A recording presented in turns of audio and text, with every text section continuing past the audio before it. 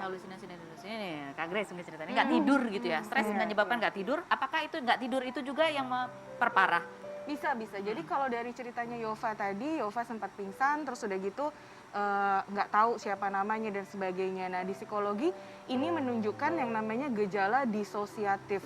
Sebenarnya gejala disosiatif ini kita sehari-hari juga bisa mengalami dalam level tertentu, terutama kalau kita sedang lelah atau stres. Contohnya? Misalnya, kalau kita lagi nyetir lama, terus kita udah kelamaan nyetir, kita nggak sadar, tiba-tiba kok nyampe ya tempatnya. Nah, jadi gejala disosiatif ini adalah sebuah pengalaman psikologis di mana ada komponen pengalaman mental yang seolah terpisah dari kesadaran.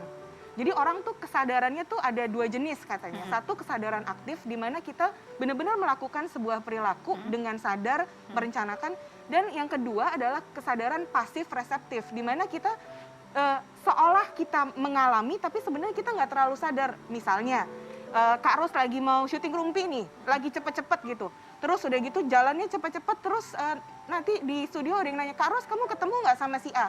Kak Ros mikir, kayaknya tadi aku lihat ya, tapi I'm not sure gitu. Nah itu contoh ringannya. Lagi mikirin hal lain gitu. Nah iya, jadi kayak seolah ada komponen pengalaman mental yang terpisah dari kesadaran karena nggak benar-benar fully disadari. Nah kalau dari gejalanya yang Yova alami tadi stres, terus kemudian muncul gejala disosiatif yang serius nih nampaknya karena mengarah ke hal lainnya, yaitu adanya tadi halusinasi dan delusi yang disebut gejala psikotik. Gejala psikotik itu adalah ketika seseorang mulai kontak realitanya terganggu. Jadi misalnya orang mengalami halusinasi, seolah seperti dia mengalami benar-benar sensasi dari panca indera, misalnya ngelihat sesuatu atau seseorang, buat dia tidak bisa membedakan mana yang real, mana yang ada di dalam imajinasinya. Nah itu halusinasi ya. Halusinasi dan delusi itu keyakinan yang keliru. Jadi misalnya orang meyakini bahwa dirinya adalah ratu surgawi gitu. Nah itu keyakinan yang keliru. Atau kerajaan dari manalah gitu ya, itu gangguan delusi ya gitu. Jadi delusi dan halusinasi itu adalah ciri-ciri dari gangguan psikotik. Nah yang terjadi sama Yova ya, kita nggak bisa mengatakan bahwa kalau orang mengalami disosiatif dan kemudian gejala psikotik maka kemudian ODGJ, enggak juga tentunya. Dan saya yakin pada saat itu Yova juga sudah melakukan pemeriksaan kejiwaan dan psikologis ya, sampai akhirnya muncul diagnosa tadi unspecified bipolar ya. Nah pada klien-klien dengan gangguan bipolar ya, terutama bipolar tipe 1 itu memang ada beberapa yang juga mengalami gejala seolah seperti gejala psikotik tadi. Kalau bipolar itu kan jadi adalah ketika seseorang itu mengalami perubahan mood yang ekstrim dari kutub ke kutub. Nah pada saat kutubnya adalah manik, di mana orang itu lagi senang, happy, flight of ideas ya. Ada beberapa dari klien yang juga muncul gejala dari psikotik tadi, ketika jadi muncul saking happy-nya, saking pedenya merasa punya delusi atau keyakinan yang keliru. Ada delusinya muncul, gitu. Halusinasinya juga ada. Nah, ini kita jadi belajar ya mengenai kesehatan jiwa ya.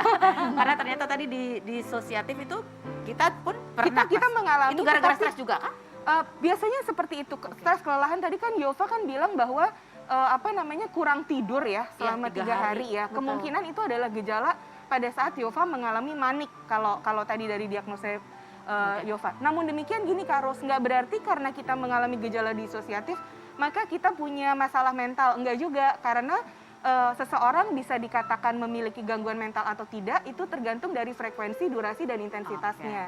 Jadi kalau cuma sesekali nggak juga berarti langsung bisa dilabel. Ya, itu gitu. Sesuatu yang ya mungkin normal terjadi sebagai mekanisme defensif diri kita gitu ya. Nah, tapi Yova ini bisa membuktikan bahwa dia walaupun melewati itu, SMA-nya sempat nggak masuk sekolah berapa lama gitu ya karena harus dirawat, tapi akhirnya dia bisa masuk UI juga dan dia juga bagikan itu ceritanya. Bahkan ada satu di TikTok-nya dia itu yang videonya bunyinya apa sih, pokoknya yang kayak apa sih kau bilang, awas ini nih, yang lolos seleksi masuk UI. Apa gimana yang kamu bilang? Jadi aku bilang buat yang masih ngejok tentang RSJ, ngejok tentang orang gila, maaf ya, itu jangan remehin lagi. Ini loh, gue dapet salam nih dari mantan pasien RSJ yang berhasil masuk UI. Oke, kita akan bahas lagi berikutnya, jangan kemana-mana, tetap di Rumpi Don't Secret.